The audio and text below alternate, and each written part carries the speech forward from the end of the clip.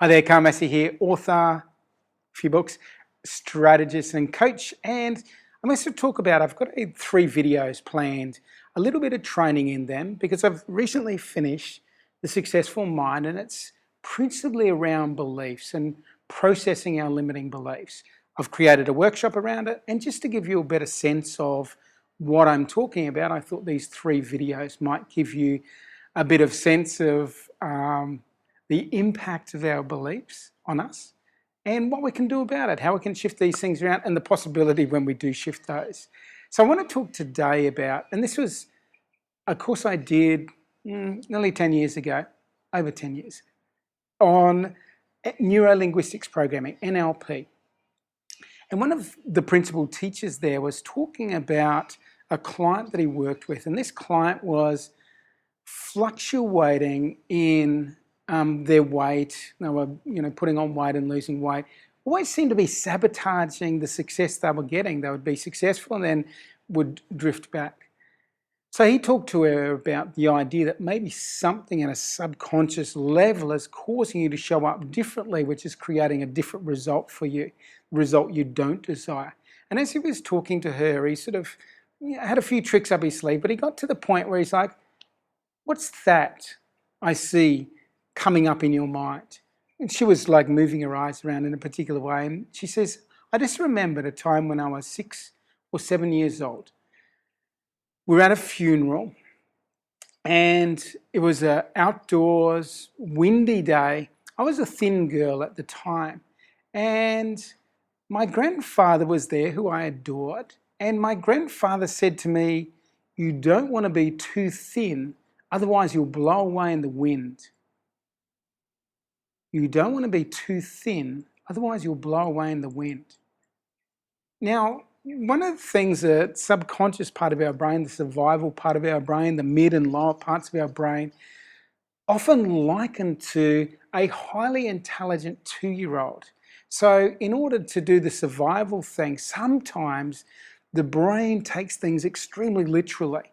So it might be that grandfather says, if you're too thin, you'll blow away in the wind. Part of the survival part of her brain, in a very young and immature brain, goes, "Oh, I don't want to die. I don't want to get blown away in the wind." So part of the brain starts forming this story that if I'm too thin, bad things will happen. And I know this sounds absolutely bizarre, but that was the thing that he worked on and created the shift for this particular client. It's incredible the things that we've bought into when we didn't have the ability to discern in our younger years, particularly pre-7. And in the workshop, I go into a lot more detail so you understand how beliefs are formed. So you can start saying, maybe there is something back there, and then here's a way to actually find exactly what it is, and here's a way to process it. So I guess the first point I want to make is, our subconscious mind, when it takes these programs in, can be playing so much of an active role in the results we get externally.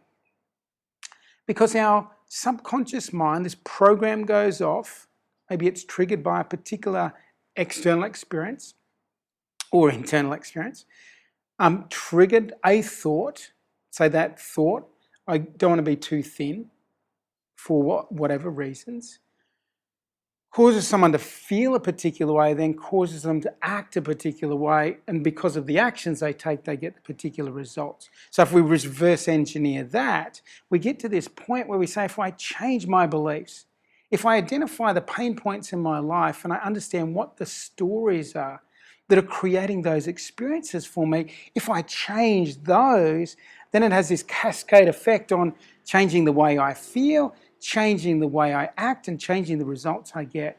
So a powerful shift has the potential to occur.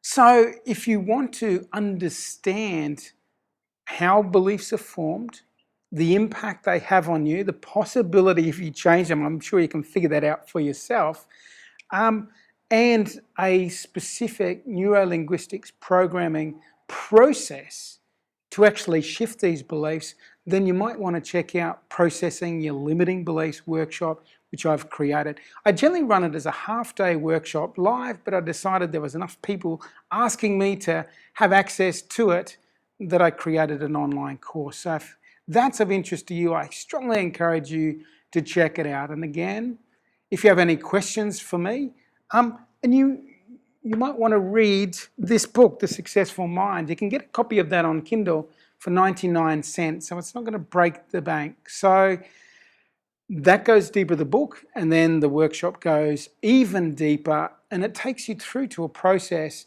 of actually this technique to shift at a deep, deep level these internal limiting beliefs. And when you change your limiting beliefs, you change your life.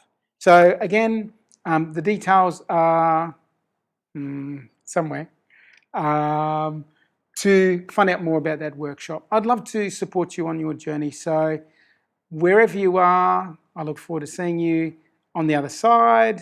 But wherever you are on this great, beautiful planet of ours, have a fantastic day and take care.